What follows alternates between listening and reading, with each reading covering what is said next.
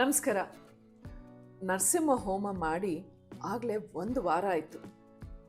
ಆದರೂ ಆ ಹೋಮದ ವಾಸನೆ, ಆ ವೈಬ್ರೇಷನ್ಸು, ಎನರ್ಜಿ ಎಲ್ಲ ಹಾಗೇ ಇದೆ ಅನ್ನಿಸ್ತಾ ಇದೆ. ಜೊತೆಗೆ ನಮಗೆಲ್ರಿಗೂ ಎನರ್ಜಿ, ಪಾಸಿಟಿವಿಟಿ ಜಾಸ್ತಿ ಆಗಿದೆ.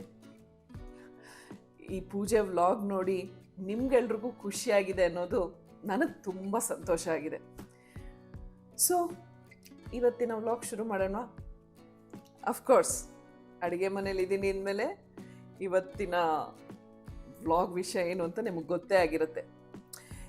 ಈ ರೆಸಿಪಿ ಏನು ಅಂದರೆ, ಅಗೇನ್ ನಮಗೆಲ್ರಿಗೂ ಇಷ್ಟ. ಅಂದರೆ ನಮ್ಮ ಮನೇಲಿ ಎಲ್ರಿಗೂ ಇದು ತುಂಬ ಇಷ್ಟ. ಯಾಕೆ ಗೊತ್ತಾ?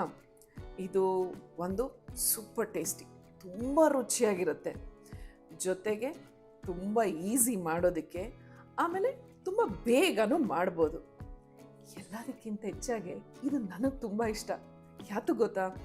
ಈಗ ಒಂಥರ ವೆದರ್ ಸ್ವಲ್ಪ ಒಂಚೂರು ಚಳಿ ಆಗ್ತಾ ಇದೆ, ಮಳೆ ಬರ್ತಾ ಇದೆ ಅಲ್ವಾ? ಒಂದೊಂದು ದಿನ ಬೆಳಗ್ಗೆ ಎದ್ದೇಳೋದಕ್ಕೆ ಸ್ವಲ್ಪ ಸೋಂಬೇರ್ತನ.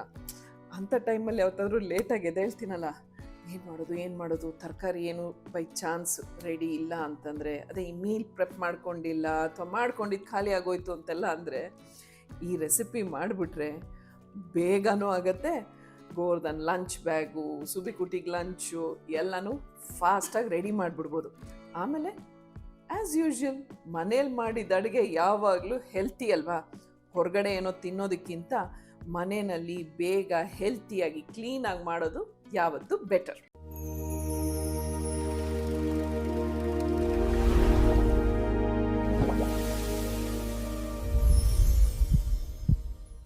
ಈ ಅಡುಗೆದು ಆರಿಜಿನ್ ಎಲ್ಲಿದು ಅಂತ ನನಗೆ ಗೊತ್ತಿಲ್ಲ.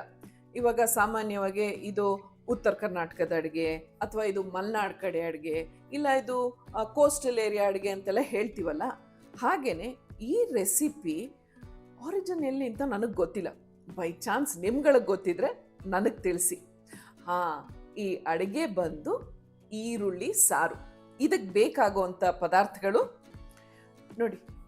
ನಾನು ಇದರಲ್ಲಿ ಈ 1 ಸೌಟಷ್ಟು ತೊಗರಿಬೇಳೆ ಫಸ್ಟು ನೆನೆ ಹಾಕ್ತೀನಿ. ಏಕೆಂದರೆ ನಾರ್ಮಲಾಗಿ ಬೇಳೆ ಒಂದು ಸ್ವಲ್ಪ ಹೊತ್ತು ನೆನೆ ಹಾಕಿದ್ರೆ ಚೆನ್ನಾಗಿ ಬೇಯುತ್ತೆ ಅಂತ ಹೇಳ್ತಾರೆ. ಹಾಗಾಗಿ ಇದರಲ್ಲಿ 1 ಸೌಟು ತೊಗರಿಬೇಳೆನ ತೊಳೆದು ನೆನೆ ಹಾಕ್ತಾ ಇದ್ದೀನಿ.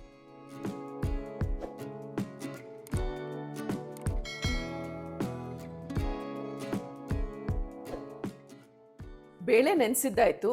ಈಗ ಇದಕ್ಕೆ ಬೇಕಾಗಿರೋ ಮೇನ್ ಮಸಾಲ ಪದಾರ್ಥಗಳು. ಮೊದಲು ಕಾಯಿ ತುರಿ,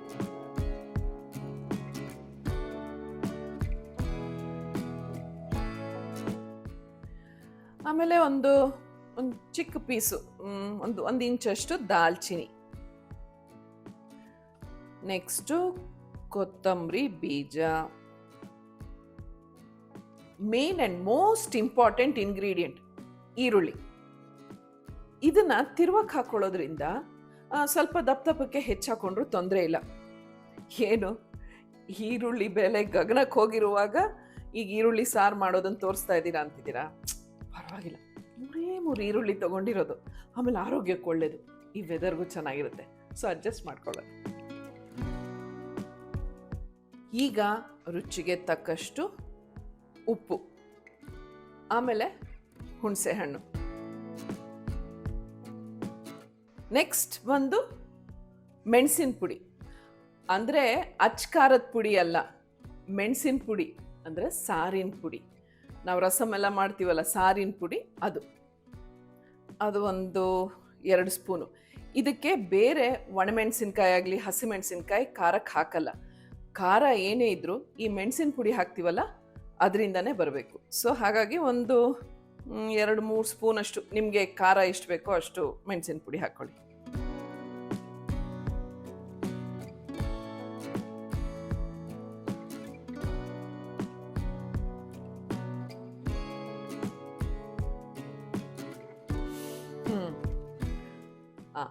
ಈಗ ಬೇಳೆ ನೆಂದಿದೆ. ಕುಕ್ಕರ್ನಲ್ಲಿ ಬೇಳೆನ ಬೇಯಕ್ಕೆ ಹಾಕ್ತೀನಿ. ಏಕೆಂದರೆ ಬೇಳೆ ಬೆಂದ ಮೇಲೆ ಅರ್ಧ ಬೇಳೆನ ನಾವು ತಿರುವಕ್ಕೆ ಹಾಕ್ಕೋಬೇಕು.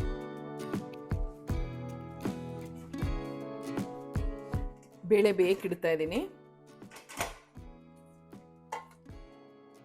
ಈಗ ಒಂದು ಚಿಟಿಕೆ ಅರಿಶಿನ,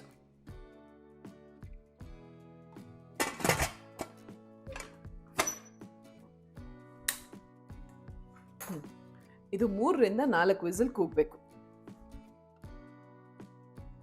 ನಿಮಗೆ ಈ ಈರುಳ್ಳಿ ಸಾರಿಂದು ಒಂಥರ ಒಂದು ಇಂಟ್ರೆಸ್ಟಿಂಗ್ ವಿಷಯ ಹೇಳ್ತೀನಿ. ಈ ಅಡುಗೆದ ಹೆಸರೇನು ಹೇಳಿ?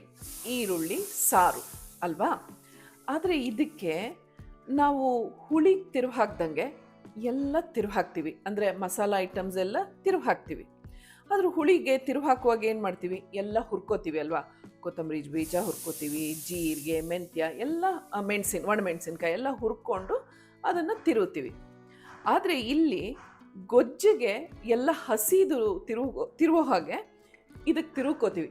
ಸೊ ಇದರಲ್ಲಿ ನೋಡಿ, ಹೆಸರು ಸಾರು, ಆದರೆ ಹುಳಿಗೆ ತಿರುಗ್ದಂಗೆ ತಿರುವ್ತೀವಿ. ಆದರೆ ಇಂಗ್ರೀಡಿಯೆಂಟ್ಸ್ ಎಲ್ಲ ಗೊಜ್ಜಿಗೆ ಹಾಕೋ ಥರ ಹಸಿ ಪದಾರ್ಥಗಳು. ಏನು ಇಂಟ್ರೆಸ್ಟಿಂಗ್ ಕಾನ್ಸೆಪ್ಟ್ ಅಲ್ವಾ?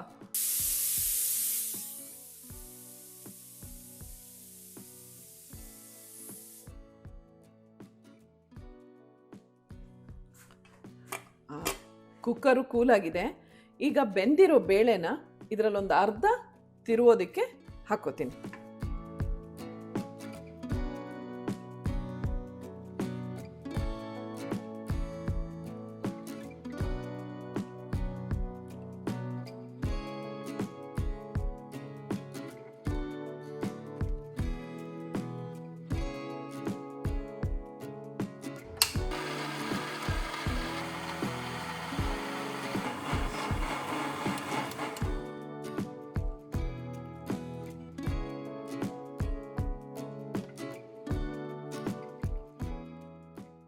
ಫಸ್ಟು ಈ ಪಾತ್ರೆಗೆ ಬೆಂದಿರೋ ಬೇಳೆ ಅರ್ಧ ಪಕ್ಕಕ್ಕೆ ಎತ್ತಿಟ್ಟಿದ್ನಲ್ಲ ಅದನ್ನು ಹಾಕ್ತೀನಿ.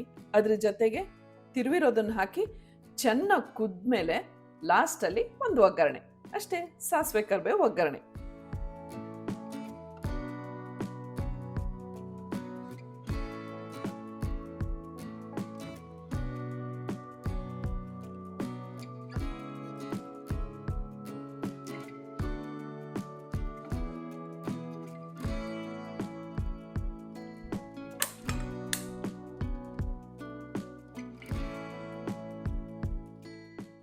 ಇದು ಕುದಿಯೋಷ್ಟರಲ್ಲಿ ಒಗ್ಗರಣೆಗೆ ರೆಡಿ ಮಾಡ್ಕೋತೀನಿ.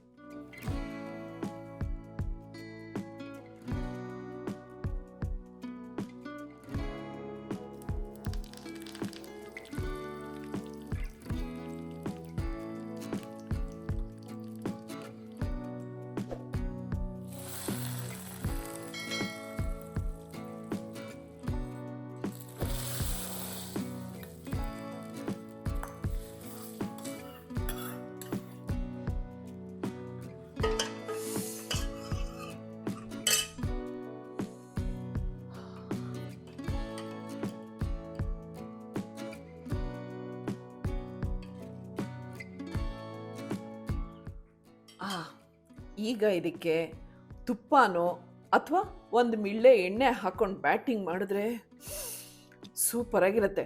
ಆ್ಯಕ್ಚುಲಿ ಏನು ಗೊತ್ತಾ, ಇದಕ್ಕೆ ಅರಳು ಸಂಡಿಗೆ ಇರುತ್ತಲ್ಲ, ಅದನ್ನು ಇದ್ರ ಕಾಂಬಿನೇಷನ್ನು ತಿಂದರೆ ಇನ್ನೂ ಅದ್ಭುತವಾಗಿರುತ್ತೆ.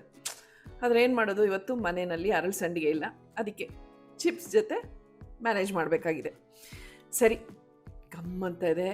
ನಾನು ಹೋಗಿ ಇವಾಗ ಫಸ್ಟ್ ಊಟ ಮಾಡ್ತೀನಿ, ಮತ್ತೆ ಸಿಗ್ತೀನಿ ಮುಂದಿನ ಸಂಚಿಕೆಯಲ್ಲಿ. This is journey of life positively with smile and love.